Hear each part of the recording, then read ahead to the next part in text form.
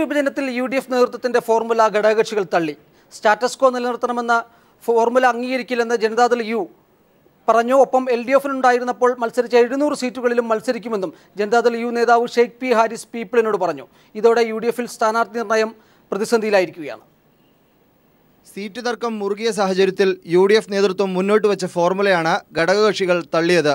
വിജയിച്ച് നൽകാവുന്ന formula അംഗീകരിക്കാനാകില്ലെന്ന് JDU ഉഭയകക്ഷി ചർച്ചയിൽ അറിയിക്കും. ഇടതുമുന്നണിക്കൊപ്പം നിൽക്കുമ്പോൾ 700ഓളം വാർഡുകളിൽ മത്സരിച്ച് 270 സീറ്റുകളിൽ വിജയിച്ചു. 270 വാർഡുകൾ പോലും 2010-ൽ നൽകിയില്ല. മുഴുവൻ ജില്ലാ പഞ്ചായത്തുകളിലും പ്രാതിനിധ്യം വേണമെന്നും JDU ആവശ്യപ്പെടും.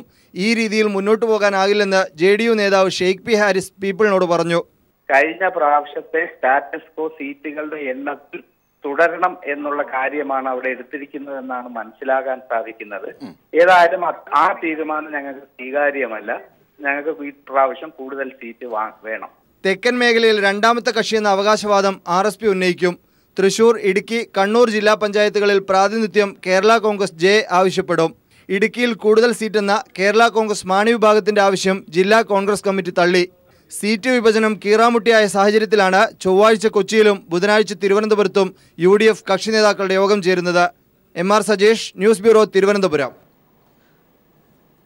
തദ്ദേശഭരണ തെരഞ്ഞെടുപ്പുമായി ബന്ധപ്പെട്ട് UDF-ൽ ചർച്ചകൾ ആരംഭിച്ചിരിക്കുന്നു. ആദ്യഘട്ടത്തിൽ ചർച്ചകളിൽ വിവിധ രാഷ്ട്രീയ പ്രസ്ഥാനങ്ങൾ അവരുടെ നിലപാടുകൾ വ്യക്തമാക്കിക്കൊണ്ട് മുന്നോട്ട് വന്നിരിക്കുകയാണ്. ഈ വിഷയമാണ് ആദ്യമായി ചർച്ചയ്ക്ക് എടുക്കുന്നത്. ഒപ്പം തന്നെ വെള്ളാപ്പള്ളി നടേശൻ ഇന്ന് VM സുധീരനെതിരെ രംഗത്തെത്തുകയും VM സുധീരൻ വെള്ളാപ്പള്ളി നടേശന് മറുപടി നൽകുകയും ചെയ്യുന്ന സംഭവവികാസവും ഉണ്ടായി. രാഷ്ട്രീയം ശരിക്കും തെരഞ്ഞെടുപ്പ് ചൂടിലേക്ക് തിരിയുകയാണ്. ഇപ്പോൾ നമ്മോടൊപ്പം അതിഥികളുണ്ട്. കോൺഗ്രസിൽ നിന്ന് അഡ്വക്കേറ്റ് BRM ഷഫീർ, കേരള കോൺഗ്രസ് നേതാവ് PC ജോർജിനെ നമ്മൾ ടെലിഫോണിൽ പ്രതീക്ഷിക്കുന്നു. JDU നേതാവ് ഷെയ്ഖ് പി ഹാരിസും ടെലിഫോണിൽ പങ്കുചേരുന്നതാണ്. ലീഗ് നേതാവ് നജീബ് കാന്തപുരം കോഴിക്കോട് ബ്യൂറോയിൽ നിന്ന് നമ്മോടൊപ്പം ചേരും. മുതിർന്ന മാധ്യമപ്രവർത്തകനായ P രാജൻ, ഒപ്പം തന്നെ രാഷ്ട്രീയ നിരീക്ഷകനായ ബാസുരേന്ദ്ര ബാബു എന്നിവരാണ് ഈ ചർച്ചയിൽ പങ്കെടുക്കുന്നത്. ആദ്യം ശ്രീ BRM ഷഫീറിലേക്ക്. ശ്രീ ഷഫീർ, ഇന്ന് ഇപ്പോൾ UDF-വുമായി ബന്ധപ്പെട്ട ചില സംഭവവികാസങ്ങൾ ഉണ്ടായിരിക്കുകയാണ്. ഈ സംഭവവികാസങ്ങളുടെ ഭാഗമായി JDU ചില അവകാശവാദങ്ങളുമായി പരസ്യമായി രംഗത്തെത്തുന്ന ഒരു ഇതുണ്ടായി. താങ്കൾ തന്നെ കണ്ടു കാണും. ഷെയ്ഖ് പി ഹാരിസ് വളരെ ശക്തമായ ചില നിലപാടുകൾ മുന്നോട്ട് വെച്ചു. കഴിഞ്ഞ തവണ മത്സരിച്ച സീറ്റുകൾ മാത്രമല്ല തങ്ങൾക്ക് വേണ്ടത്, LDF-നൊപ്പം തങ്ങളുണ്ടായിരുന്നപ്പോൾ തങ്ങൾക്കുണ്ടായിരുന്ന 700 സീറ്റുകൾ തങ്ങൾക്ക് ഇത്തവണ തദ്ദേശഭരണ തെരഞ്ഞെടുപ്പിൽ വേണമെന്നാണ് JDU ഔദ്യോഗികമായി ആവശ്യപ്പെട്ടിട്ടുള്ളത്. മറ്റ് സ്റ്റാറ്റസ് കോ ഫോർമുല എന്തായാലും തള്ളുന്നു എന്നാണ് JDU ഔദ്യോഗിക നേതൃത്വം പറയുന്നത്. എന്താണ് താങ്കളുടെ അഭിപ്രായം? ഐക്യജനാധിപത്യ മുന്നണിയിലെ ഒരു പ്രമുഖയായ കക്ഷിയാണ് JDU എന്ന് പറയുന്ന രാഷ്ട്രീയ പ്രസ്ഥാനം. അവർ രാഷ്ട്രീയമായി അവർക്ക് മാന്യത ഉള്ള തരത്തിലുള്ള ഒരു സമീപനം തന്നെയാണ് എല്ലാ കാലത്തും കോൺഗ്രസ് പാർട്ടി സ്വീകരിച്ചിട്ടുള്ളത്. ഞങ്ങളുടെ സീറ്റ് വിഭജനത്തെ സംബന്ധിച്ചിട്ടുള്ള ഉഭയകക്ഷി ചർച്ചകൾ 7-ാം തീയതി KPC ഓഫീസിൽ ആരംഭിക്കാനിരിക്കുന്നതേ ഉള്ളൂ. ഇതുപോലുള്ള അവകാശവാദങ്ങൾ ഉന്നയിക്കാനുള്ള സ്വാതന്ത്ര്യം UDF-നെ സംബന്ധിച്ചിടത്തോളം അവർക്കുണ്ട്. ഞങ്ങൾ ഒരിക്കലും ഘടകകക്ഷികളുടെ മേൽ ഒരു വലിയേട്ടൻ മനോഭാവം അടിച്ചേൽപ്പിക്കുന്ന രാഷ്ട്രീയ പ്രസ്ഥാനമല്ല. പിന്നെ ഇവിടുത്തെ പ്രശ്നമെന്ന് പറഞ്ഞാൽ ഐക്യജനാധിപത്യ മുന്നണിയിലെ മുഴുവൻ ഘടകകക്ഷികളെയും തൃപ്തിപ്പെടുത്തുന്ന നിലപാട് ഒരുപക്ഷേ ഒരു സീറ്റ് വിഭജനവുമായി ബന്ധപ്പെട്ട് എല്ലാ കാലത്തും എടുക്കാൻ കഴിഞ്ഞിട്ടുണ്ടാവില്ല. നാളുകളിലും ചിലപ്പോൾ അത് ആവർത്തിക്കപ്പെടേണ്ടി വരും. ഷെയ്ഖ് പി ഹാരിസിനെ പോലുള്ള മുതിർന്ന നേതാക്കന്മാർ രാഷ്ട്രീയ സാഹചര്യങ്ങൾ വിലയിരുത്തിക്കൊണ്ട് തന്നെ മുന്നോട്ട് പോകുമെന്നാണ് UDF പ്രതീക്ഷിക്കുന്നത്. ഒരു കാര്യം ഉറപ്പാണ്, ഷെയ്ഖ് പി ഹാരിസ് പറയപ്പെടുന്നത് പോലെ ഇടതുപക്ഷ ജനാധിപത്യ മുന്നണിയിൽ ഇരുന്നപ്പോലുള്ള 720 സീറ്റുകൾ ഐക്യജനാധിപത്യ മുന്നണിയിൽ കിട്ടണമെന്ന് അവർക്ക് തന്നെ അതിൻ്റെ യുക്തി എത്ര ആലോചിച്ചിട്ട് പിടികിട്ടുന്നില്ല. കാരണം 4 MLA-മാരുമായി ഇതേ ജനതാദളിൻ്റെ ഒരു കക്ഷണം ഇപ്പോഴും ഇടതുപക്ഷ ജനാധിപത്യ മുന്നണിയില്ല. 4 MLA-മാരുമായി ഇടതുപക്ഷ ജനാധിപത്യ മുന്നണിയിൽ ജനതാദളിൻ്റെ ഒരു പ്രമുഖ വിഭാഗം അപ്പുറത്ത് നിൽക്കുമ്പോൾ അവിടെ മത്സരിച്ച മുഴുവൻ സീറ്റും ഐക്യജനാധിപത്യ മുന്നണിയിൽ കിട്ടണമെന്നുള്ള പ്രായോഗികമല്ലാത്തൊരു സമീപനം ഉഭയകക്ഷി ചർച്ചയിൽ ഇടതുപക്ഷത്തെ ഇരിക്കുന്നത് പോലെ ഇപ്പുറത്തെടുക്കുമെന്നൊരു സമീപനം ഞങ്ങൾ ആഗ്രഹിക്കുന്നില്ല. അത് ഞങ്ങൾ പ്രതീക്ഷിക്കുന്നുമില്ല. അവർ യുക്തിപരമായിട്ട് തന്നെ സീറ്റ് വിഭജന ചർച്ചകളിൽ സഹകരിക്കുമെന്നാണ് ഞങ്ങൾ പ്രതീക്ഷിക്കുന്നത്. എന്തായാലും 7-ാം തീയതി എല്ലാ രാഷ്ട്രീയ പ്രസ്ഥാനങ്ങളുമായി ഉഭയകക്ഷി ചർച്ച KPCC പ്രസിഡന്റും ഐക്യജനാധിപത്യ മുന്നണിയിലെ മുഖ്യമന്ത്രിയും ആഭ്യന്തരമന്ത്രിയും ഉൾപ്പെടുന്ന നമ്മുടെ സമിതി ഉഭയകക്ഷി ചർച്ച നടത്തും. ചർച്ചയിൽ ഉരുത്തിരിയുന്ന ആശയങ്ങൾക്കനുസരിച്ച് അവർക്ക് മാന്യമായ പരിഗണന ഐക്യജനാധിപത്യ മുന്നണിയിൽ കിട്ടുമെന്നുള്ള കാര്യത്തിൽ ഒരു സംശയവും വേണ്ട. ശ്രീ P രാജൻ, എല്ലാ ഘട്ടത്തിലും UDF-ൽ പ്രാഥമികമായി ചർച്ചകൾ വരുമ്പോൾ ഘടകകക്ഷികളും കോൺഗ്രസും തമ്മിൽ അസ്വാരസ്യങ്ങൾ ഉണ്ടാകാറുണ്ട്. ഇത്തവണ കുറച്ചുകൂടി മുന്നോട്ട് പോയിരിക്കുന്നു JDU എന്ന് പറയേണ്ടി വരും. കാരണം ഇല്ലെങ്കിൽ തങ്ങൾ ഇപ്പോഴത്തെ സ്റ്റാറ്റസ് കോ തള്ളുമെന്ന അസന്നിഗ്ധമായി JDU-ൻ്റെ ഒരു മുതിർന്ന നേതാവ് ഇപ്പോൾ പ്രസ്താവിച്ചിരിക്കുകയാണ്. എങ്ങനെയാണ് താങ്കൾ UDF-ലെ ഇപ്പോഴത്തെ തെരഞ്ഞെടുപ്പുമായി ബന്ധപ്പെട്ട സീറ്റ് വിഭജന ചർച്ചകളുമായി ബന്ധപ്പെട്ട കാര്യങ്ങളെ കാണുന്നത്?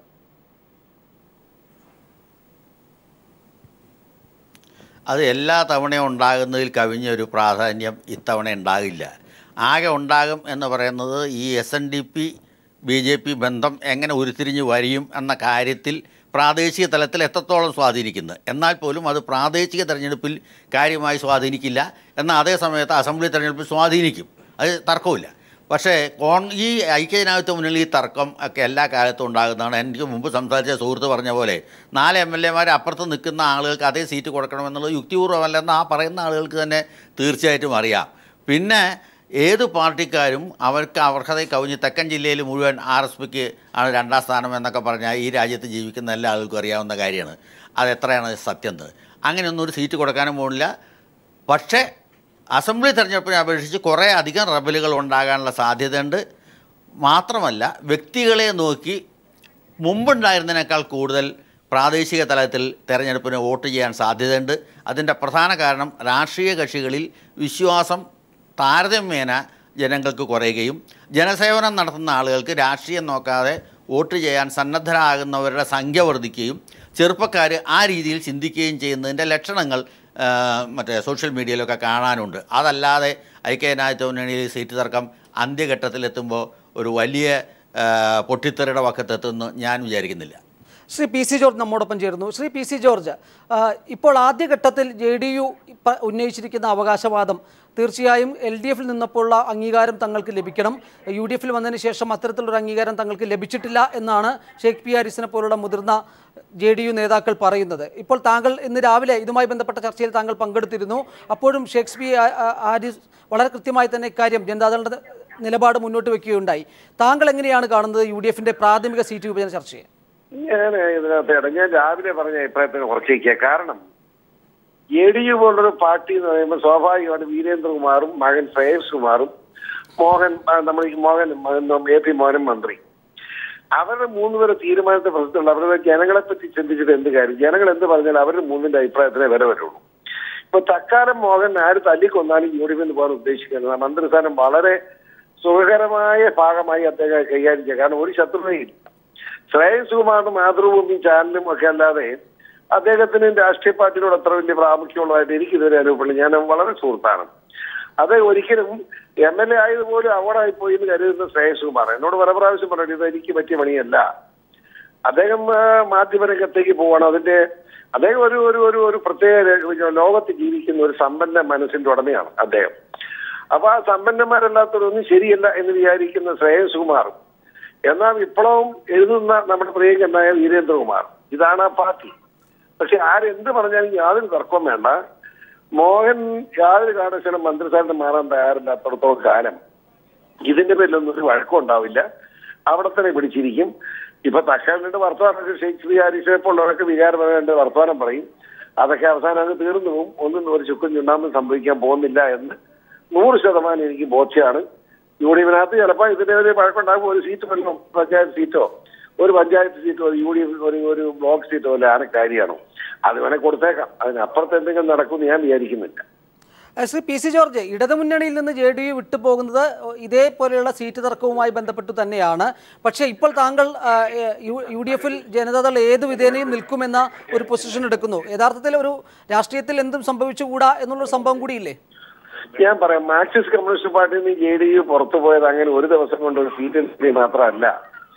ഞാൻ അന്ന് LDFിൽ കക്ഷിയായിട്ട് LDF പൊക്കോണ്ടിരുന്ന കാലത്ത് മുന്നേ വീരേന്ദ്രകുമാറുമായിട്ട് ഓപ്പണായ ചില തർക്കങ്ങൾ ഞാൻ കണ്ടിട്ടുണ്ടല്ലോ. ഞാൻ അതൊക്കെ ഇനി പുറത്ത് പറഞ്ഞ മര്യാദയെ ഞാൻ പറയാനുമില്ല.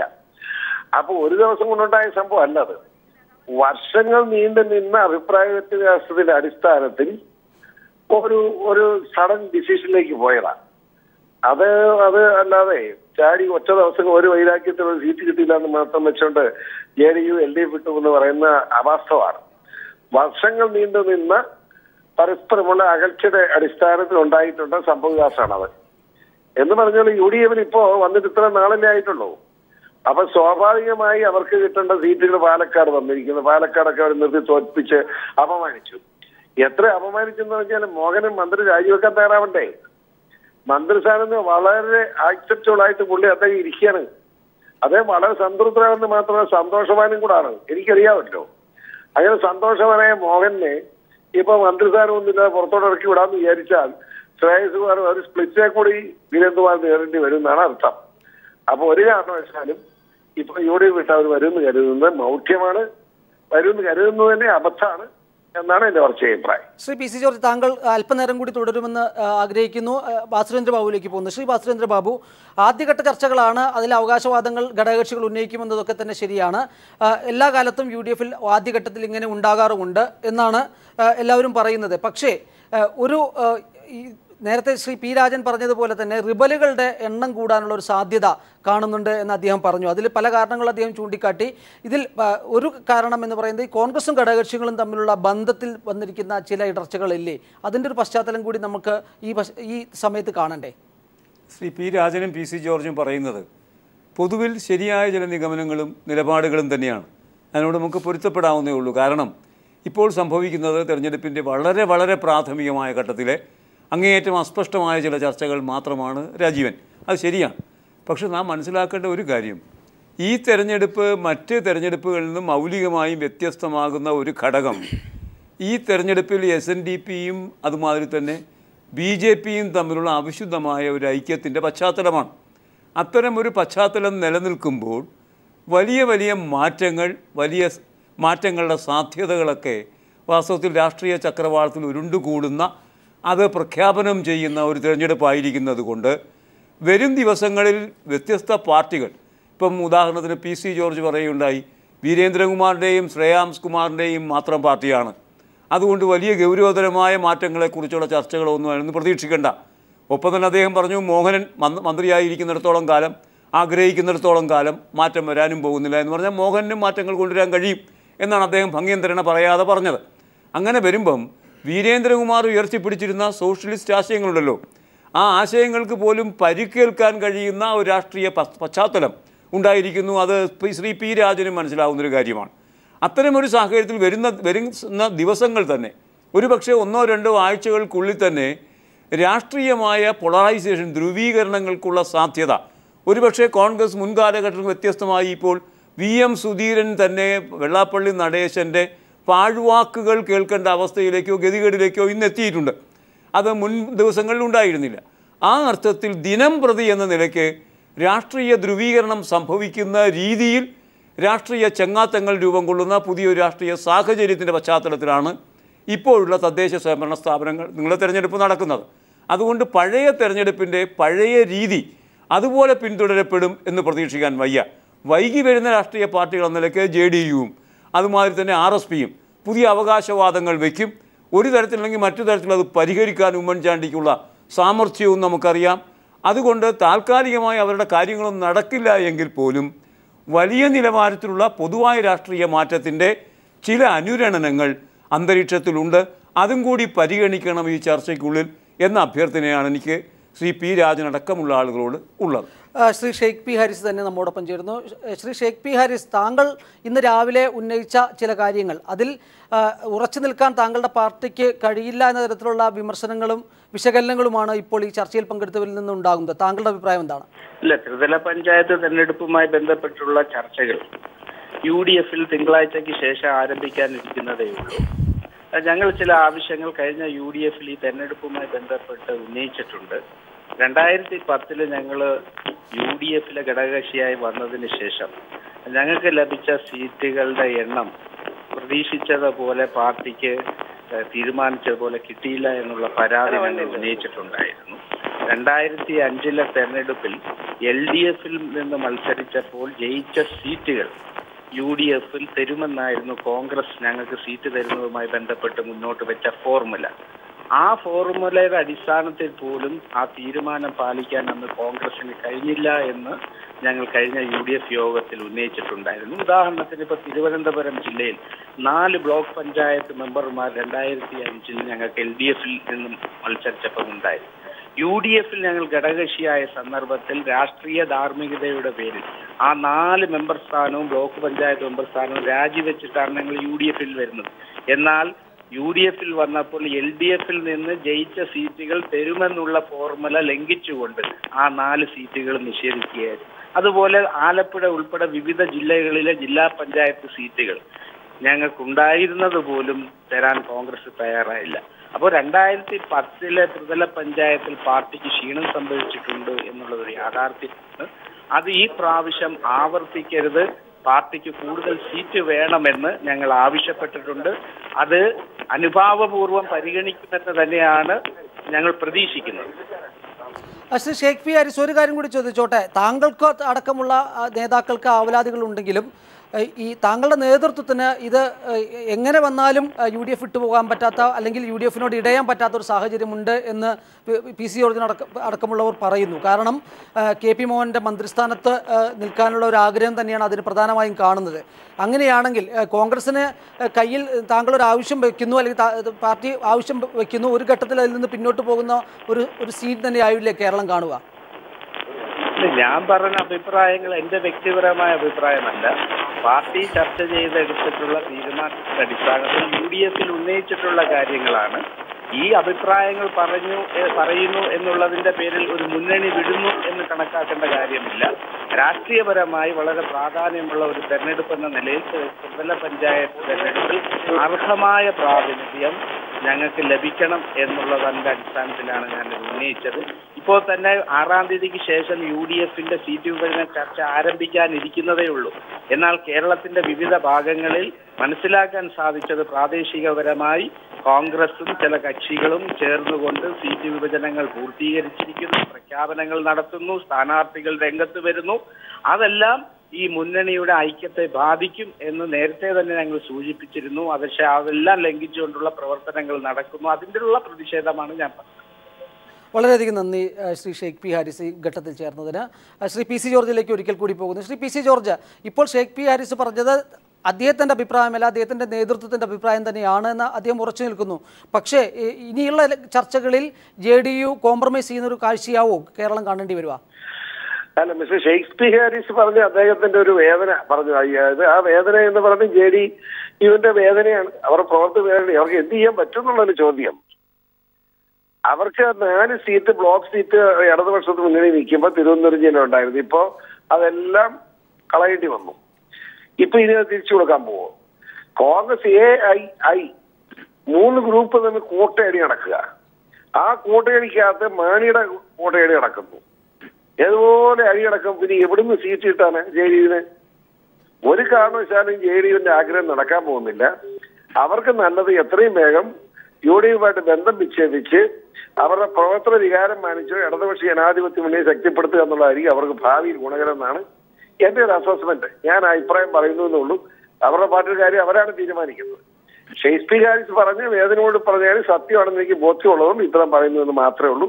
അത് സംബന്ധിച്ച് വേറെ എന്തെങ്കിലും പ്രത്യേകിച്ച് പറയണമെന്ന് എനിക്കൊന്നില്ല. അദ്ദേഹമായി സംസാരിക്കാൻ ഞാൻ ഇപ്പോ ഡയറക്റ്റായിട്ട് ഫോൺ കാണിച്ചത് ഞാൻ സംസാരിക്കും. എന്റെ അഭിപ്രായം ഇതാണ്. കാരണം ഞാൻ പറഞ്ഞത് തന്നെയാണ്, മോഹൻ മന്ത്രിസ്ഥാനത്ത് വളരെ കംഫർട്ടബിൾ ആയിട്ടിരിക്കണം. ആ വാക്യം ഉപയോഗിക്കുക, കംഫർട്ടബിളി. മനസ്സിലായില്ലേ? അങ്ങനെ ജായിവെക്കാൻ തയ്യാറില്ല. പിന്നെ എന്ത് ചെയ്യും? അതുപോലെ ശ്രേയസ് കുമാറാണ് MLA. അദ്ദേഹത്തെ സംബന്ധിച്ചിടത്തോളം അദ്ദേഹത്തിന് MLA പണി പോലും വേണ്ട. സ്ഥിരമായി ലോകം മുഴുവൻ കറങ്ങി നടക്കണമെന്നും രാജ്യം കാണണമെന്നും ടൂറിസം വികസിപ്പിക്കണമെന്നും മാതൃഭൂമി ചാനലും മാതൃഭൂമി പത്രവും ഒക്കെ എല്ലാമായിട്ട് ഇങ്ങനെ മാധ്യമ രംഗത്ത് ഒരു ഷൈനിങ് ഫിഗർ ആകണമെന്ന് അദ്ദേഹം ആഗ്രഹിക്കുന്നു. അല്ല, അദ്ദേഹത്തിന് രാഷ്ട്രീയത്തെ പറ്റി ചിന്തയില്ല. പിന്നെ എന്താ ചെയ്യാനാ? അതുകൊണ്ട് പ്രവർത്തകരുടെ വികാരം മാനിക്കപ്പെടുന്ന സാഹചര്യം നേതൃത്വത്തിൽ ഉണ്ടാവും എന്ന് ഞാൻ കരുതുന്നില്ല എന്നാണ് എനിക്ക് പറയാനുള്ളത്. ശ്രീ PC ജോർജ്, താങ്കൾ പോകരുത്. കാരണം RSPയെ കുറിച്ചും ഒപ്പം തന്നെ കേരള കോൺഗ്രസ് മാണിയെക്കുറിച്ചും ഇത് അത്തരത്തിലുള്ള ചർച്ചകളും വിവാദങ്ങളും ഉയർന്നു വരുന്നുണ്ട്. ശ്രീ പി രാജനിലേക്ക്. ശ്രീ പി രാജൻ, താങ്കൾക്കറിയാം RSP LDFിൽ നിന്ന് വിട്ടുപോകുന്ന ഒരു പശ്ചാത്തലവും ഒപ്പം തന്നെ അതിനുശേഷമുണ്ടായ RSP നേതാക്കൾ പല ഘട്ടങ്ങളിലായി ചില കാര്യങ്ങൾ ഉന്നയിക്കുകയുണ്ടായി. സീറ്റുമായി ബന്ധപ്പെട്ടതും UDFിൽ പരിഗണന വേണ്ടത്ര കിട്ടുന്നില്ല എന്ന് പറയുന്നതുമായ കാര്യങ്ങളൊക്കെ തന്നെ ഉണ്ട്. ഇപ്പോൾ കൊല്ലം ജില്ലയിൽ വലിയ പ്രതിസന്ധിയാണ് RSPയും കോൺഗ്രസും തമ്മിൽ ഉണ്ടാകാൻ പോകുന്നത്. ഘടകകക്ഷികൾക്ക് പ്രാതിനിധ്യം നൽകണം, അത് RSPക്ക് മതിയായ പ്രാതിനിധ്യം നൽകണം. താങ്കൾ നേരത്തെ ഉപയോഗിച്ച പോലെ തെക്കൻ ജില്ലകളിൽ 2ാം സ്ഥാനത്താണ് RSP എന്നൊരു അവകാശവാദമാണ് അവർ മുന്നോട്ട് വയ്ക്കുന്നത്.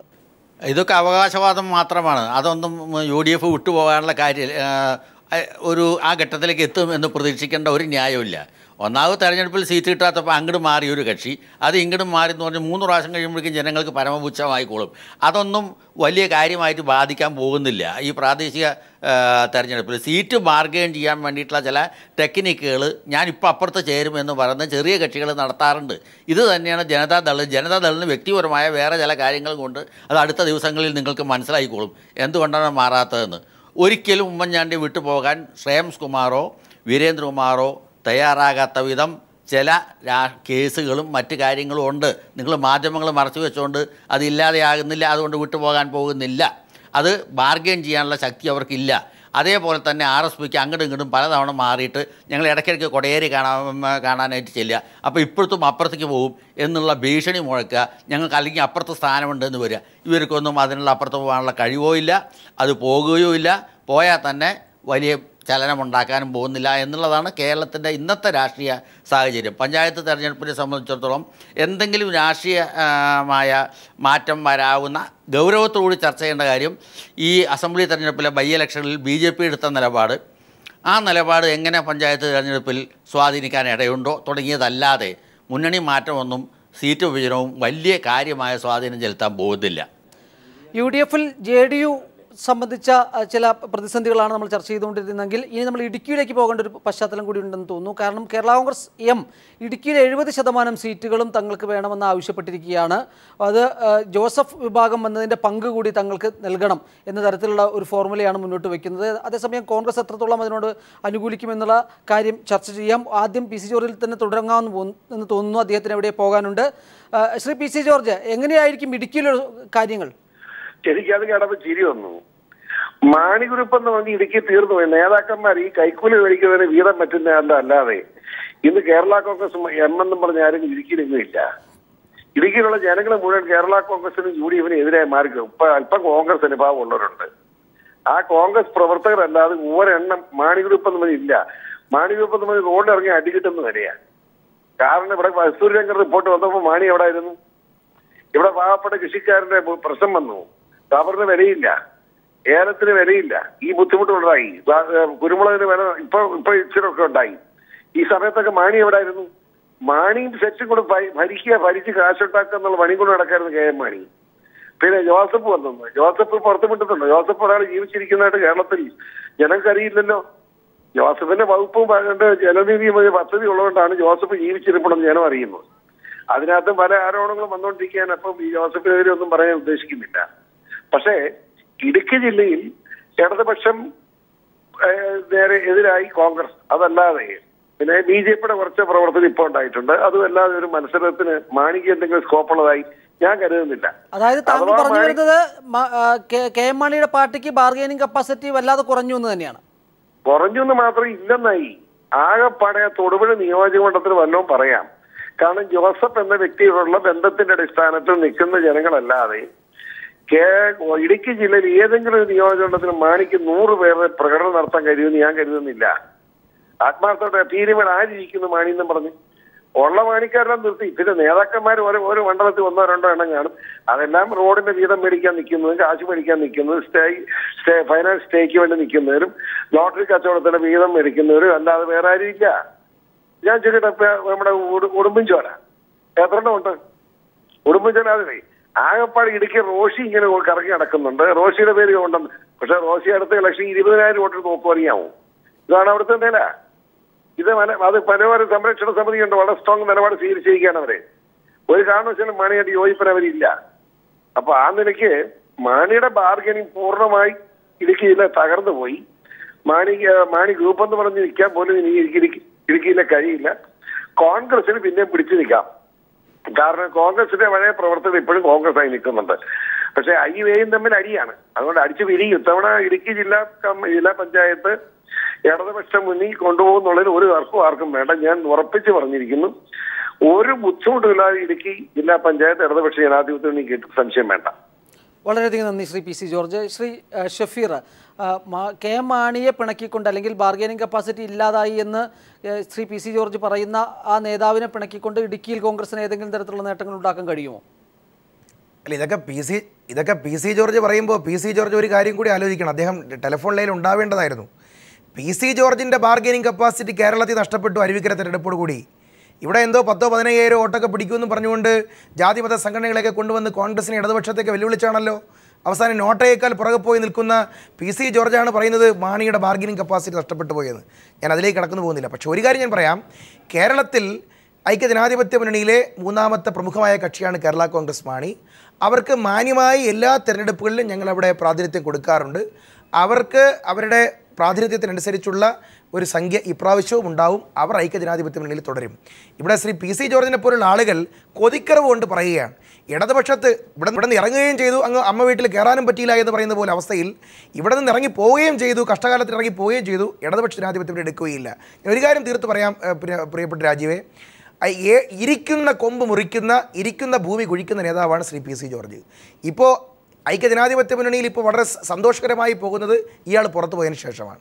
നിങ്ങൾ ഇടതുപക്ഷ ജനാധിപത്യ മുന്നണി ഇദ്ദേഹത്തെ പിന്നെ സന്തോഷത്തോടു കൂടി സ്വീകരിച്ചാൽ അതോടുകൂടി ഇടതുപക്ഷ ജനാധിപത്യ മുന്നണിയിൽ കൂട്ടക്കുഴപ്പങ്ങൾ തുടങ്ങുമെന്നുള്ള കാര്യത്തിൽ സംശയമില്ല. അദ്ദേഹം സഖാവ് പിണറായി വിജയനെക്കുറിച്ചൊക്കെ പറഞ്ഞ സ്റ്റേറ്റ്മെൻറ്റുകൾ നിങ്ങളുടെ ആൽബത്തിൽ കാണുമെന്ന് എടുത്ത് നോക്കണം. ഇദ്ദേഹത്തെ പോലുള്ള ആളുകൾ കാലാകാലങ്ങളിൽ രാവിലെ പറയുന്ന അഭിപ്രായമല്ല ഉച്ചയ്ക്ക് പറയുന്നത്, ഉച്ചയ്ക്ക് പറയുന്ന അഭിപ്രായമല്ല വൈകുന്നേരം പറയുന്നത്. PC ജോർജ് ഇന്ന് കേരളത്തിലെ ഒരു എടുക്കാച്ചരക്കാണ്, ഓട്ടക്കാലണയാണ്. അദ്ദേഹം പറയുന്നതിനൊന്നും ഒരു വിലയുമില്ല. പക്ഷേ ഐക്യജനാധിപത്യ മുന്നണിയിൽ ഇന്നും മധ്യ തിരുവിതാംകൂറിൽ അല്പ ശക്തിയുള്ള ഒരു രാഷ്ട്രീയ പ്രസ്ഥാനമാണ് കേരള കോൺഗ്രസ് മാണി. PC ജോസഫ് ഉൾപ്പെടെയുള്ള ആളുകൾ അവരോടൊപ്പമുണ്ട്. എന്നാൽ അവർ ചോദിക്കുന്നതെല്ലാം ഞങ്ങൾ കൊടുക്കുമെന്നല്ല ഇതിൻ്റെ അർത്ഥം. അവർക്ക് അവരുടെ കപ്പാസിറ്റിക്ക് അനുസരിച്ചുള്ള പ്രാതിനിധ്യം അവിടെ ഞങ്ങൾ കൊടുക്കും. അതിൽ അവർ ഐക്യജനാധിപത്യ മുന്നണിയിൽ കരുത്തോടു കൂടി തന്നെ മുമ്പോട്ട് പോകും. ഇടുക്കിയിലെ നേരത്തെ ജില്ലാ പഞ്ചായത്ത് ഡിവിഷൻ്റെ കാര്യമൊക്കെ പറഞ്ഞല്ലോ, ഞാൻ എഴുതി വെച്ചോ, PC ജോർജ് വേണമെങ്കിൽ എഴുതി വെച്ചോ, ഇടുക്കി ജില്ലാ പഞ്ചായത്ത് എന്ന് പറയുന്നൊരു സംഭവം ഉണ്ടെങ്കിൽ ആ തിരഞ്ഞെടുപ്പിൽ ഐക്യജനാധിപത്യ മുന്നണി അവിടെ വിജയിച്ചു വരും. പിന്നെ ഒരു കാര്യം കൂടെ പറഞ്ഞോട്ടെ, ശ്രീ ഷെയ്ഖ് പി ഹാരിസ് ലൈനിലുണ്ടോ എന്ന് എനിക്കറിയില്ല, പക്ഷേ ഷെയ്ഖ് പി ഹാരിസ് പറഞ്ഞു ഞങ്ങളിവിടെ 4 ബ്ലോക്ക് പഞ്ചായത്ത് ഡിവിഷനുകൾ കൂടി ഞങ്ങൾ എടുത്തുകൊണ്ട് പോയി. ഷെയ്ഖ് പി ഹാരിസ് ഒരു കാര്യം ആലോചിക്കണം, തിരുവനന്തപുരം ജില്ലയിൽ നിന്നും അത്ര മുന്നോട്ട് പോകാൻ കഴിയാതിരുന്നിട്ട് കൂടി ശ്രീ ഗംഗാധരൻ നാടാരെ പോലുള്ള ആളുകൾ അപ്പുറത്ത് ഇടതുപക്ഷത്തോടൊപ്പം നിൽക്കുമ്പോൾ പോലും അവർക്ക് 2 ജില്ലാ പഞ്ചായത്ത് ഡിവിഷനുകൾ വിട്ടുകൊടുത്തു. മാത്രമല്ല 5 കൊല്ലക്കാലവും തിരുവനന്തപുരം ജില്ലാ പഞ്ചായത്തിൻ്റെ വൈസ് പ്രസിഡന്റ് സ്ഥാനം ഞങ്ങൾ അനുവദിക്കുകയും അതവർ സ്വീകരിക്കുകയും ചെയ്തവരാണ്. എന്ന് പറഞ്ഞാൽ അതിനർത്ഥം ഞങ്ങൾ കൊടുക്കേണ്ട എല്ലാ മര്യാദയും ജനതാദളിന് തിരുവനന്തപുരത്ത് കൊടുത്തിട്ടുണ്ട് എന്ന് പറയാനാണ് ഞാൻ ഈ അവസരം വിനിയോഗിക്കുന്നത്. നമുക്ക് മലപ്പുറത്തേക്ക് പോകേണ്ടതുണ്ട്. ലീഗ് നേതാവ് അവിടെയുണ്ട്. അതിനു മുമ്പ് ശ്രീ P രാജൻ, താങ്കൾ എങ്ങനെയാണ് ഇടുക്കിയിലെ കാലാവസ്ഥ, രാഷ്ട്രീയ കാലാവസ്ഥയെ കാണുന്നത്? പ്രത്യേകിച്ചും ബാർക്കോഴ അടക്കമുള്ള വിഷയങ്ങളും കസ്തൂരി രംഗം അടക്കമുള്ള വിഷയവുമൊക്കെ ഇടുക്കിയെ സ്വാധീനിക്കാൻ സാധ്യതയുള്ള വിഷയങ്ങളാണ്. ഇത് എങ്ങനെയായിരിക്കും UDF-ന് കേരള കോൺഗ്രസ് ബാർഗെയിനിങ്ങിൽ ഉണ്ടാക്കുന്ന വ്യത്യാസവും ഒപ്പം തന്നെ പൊതുവെ തെരഞ്ഞെടുപ്പിൽ UDF-നെ എങ്ങനെ ബാധിക്കും എന്നാണ് താങ്കൾ കരുതുന്നത്?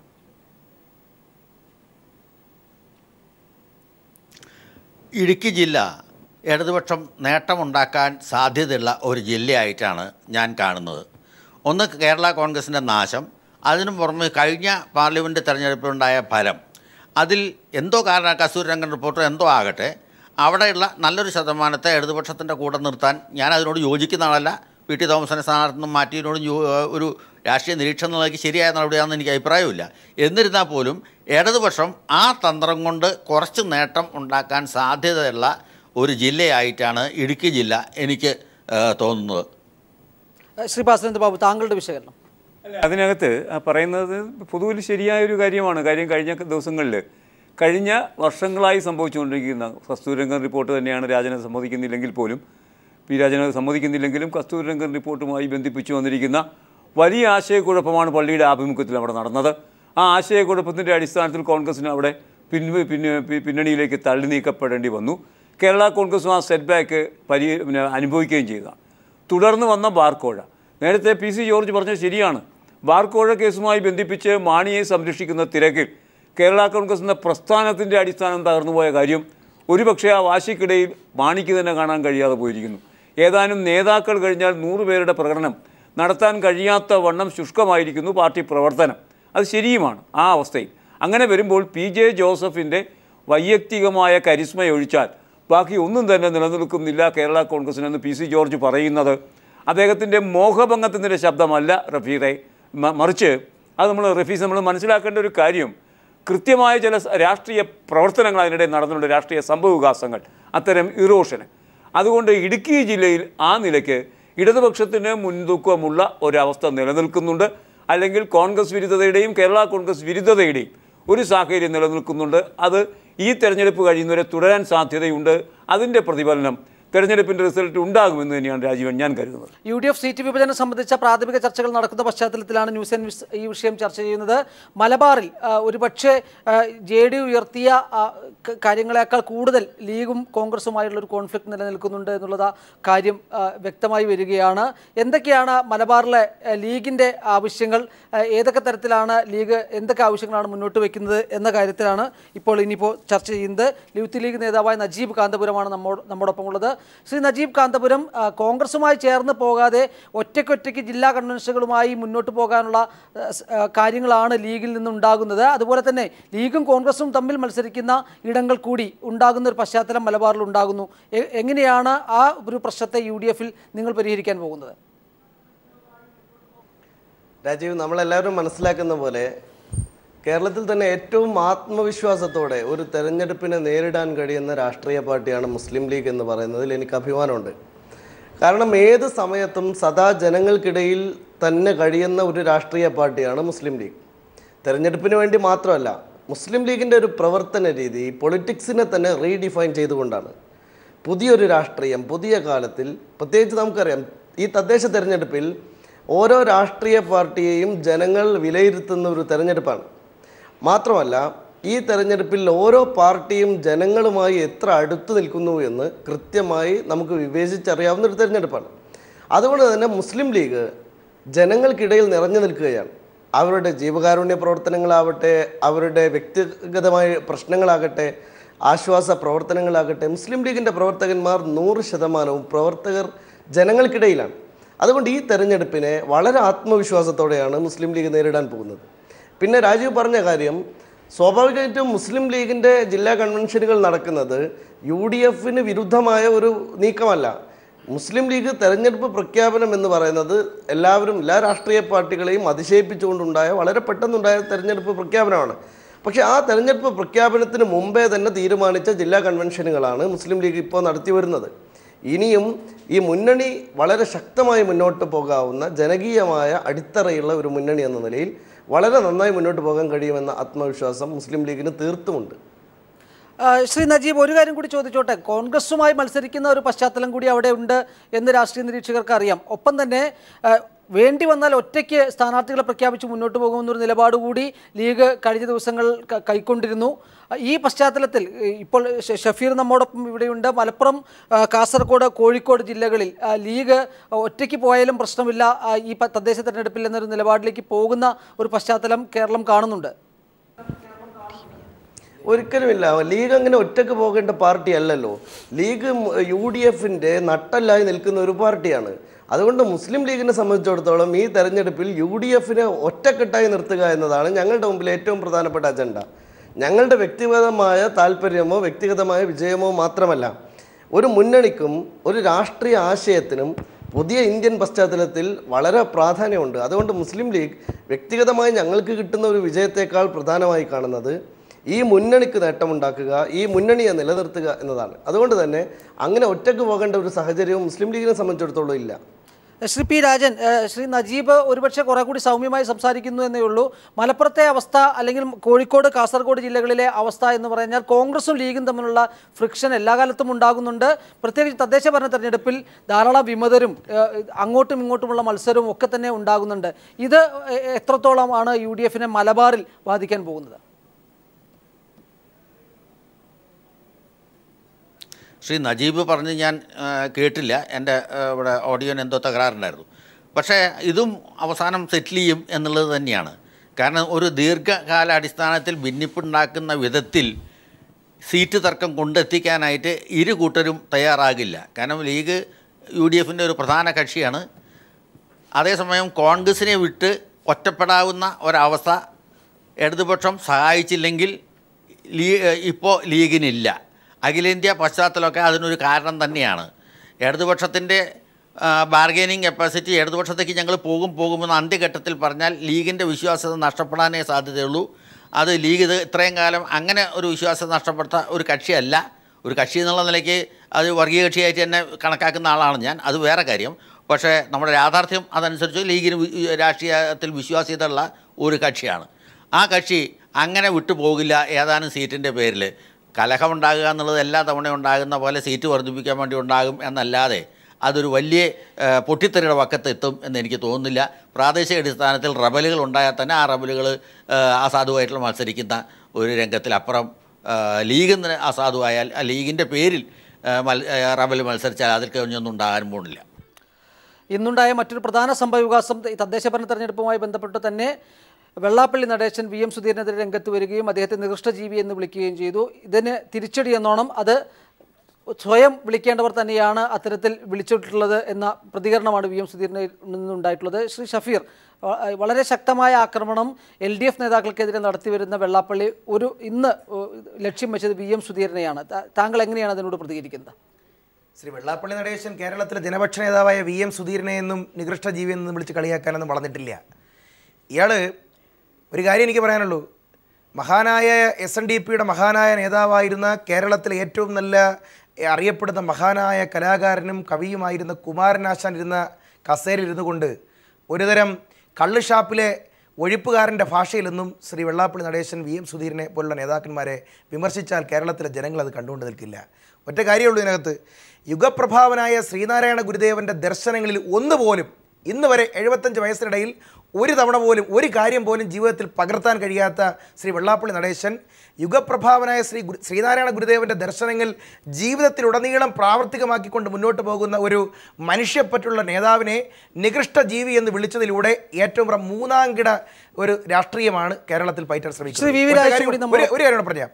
പുത്രവാത്സല്യം കൊണ്ട് അന്ധനായ ധൃതരാഷ്ട്രരെ പോലെ തൻ്റെ മകന് ഒരു കേന്ദ്രമന്ത്രി സ്ഥാനം ഒപ്പിക്കാൻ വേണ്ടി കേരളത്തിലെ എല്ലാ ജനനേതാക്കന്മാരെയും അങ്ങ് വിമർശിച്ച് കളയാമെന്ന് ശ്രീ വെള്ളാപ്പള്ളി വിചാരിച്ചാൽ കേരളത്തിലെ ഓട്ടക്കാലയുടെ വില പോലും ശ്രീ വെള്ളാപ്പള്ളി നടേശന് ഈ തെരഞ്ഞെടുപ്പ് കഴിഞ്ഞാൽ കാണത്തില്ല എന്നുള്ള താക്കീതാണ് ഞങ്ങൾക്ക് നൽകാനുള്ളത്. ശ്രീ VV രാജേഷ്, വെള്ളാപ്പള്ളി LDF നേതാക്കളെ CPM നേതാക്കളെ ആയിരുന്നു ഒറ്റതിരിഞ്ഞ് ആക്രമിച്ചിരുന്നെങ്കിൽ ഇപ്പോൾ കോൺഗ്രസ് നേതാവ് VM സുധീരനെതിരെ ആക്രമണം നടത്തുകയും പ്രത്യാക്രമണം ഉണ്ടാവുകയും ചെയ്തിരിക്കുന്നു. താങ്കൾ എങ്ങനെയാണ് കാണുന്നു? താങ്കളുടെ സഖ്യകക്ഷിയായി വരികയാണല്ലോ.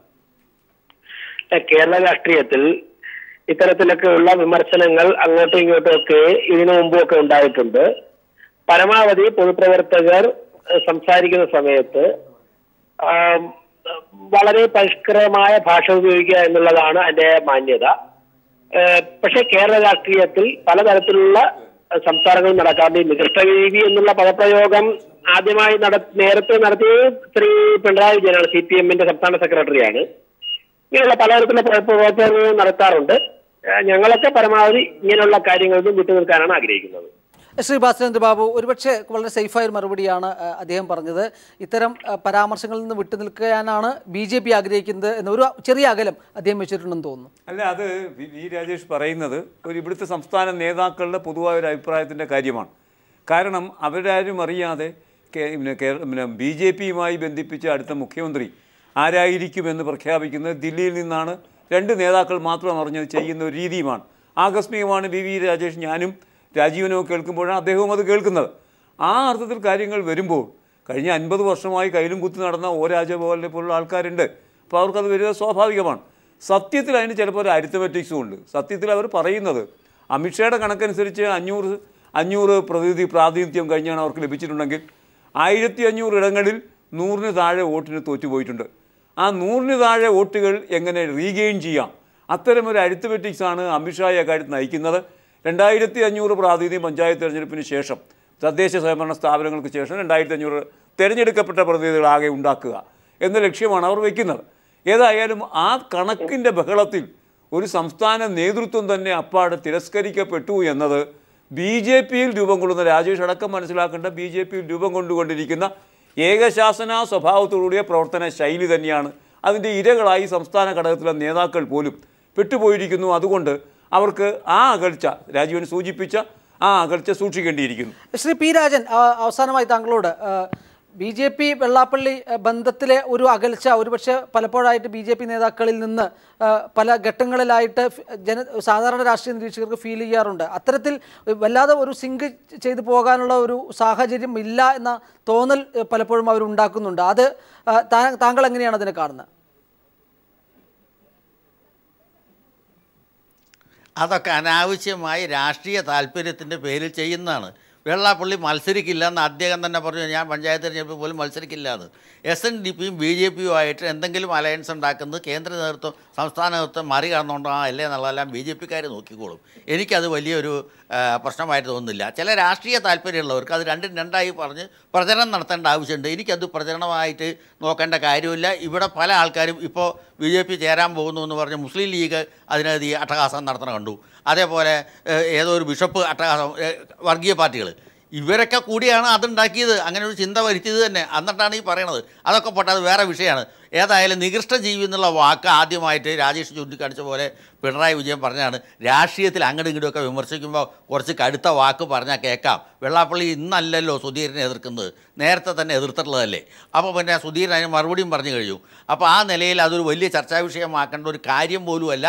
ഇനി മാത്രമല്ല, അന്നും പിണറായി വിജയൻ പറഞ്ഞപ്പോൾ പിണറായി വിജയൻ പറഞ്ഞ അത്ര വലിയ തെറ്റായിട്ടല്ല എന്ന് ഞാൻ ചാനലിൽ പറഞ്ഞുള്ളതാണ്.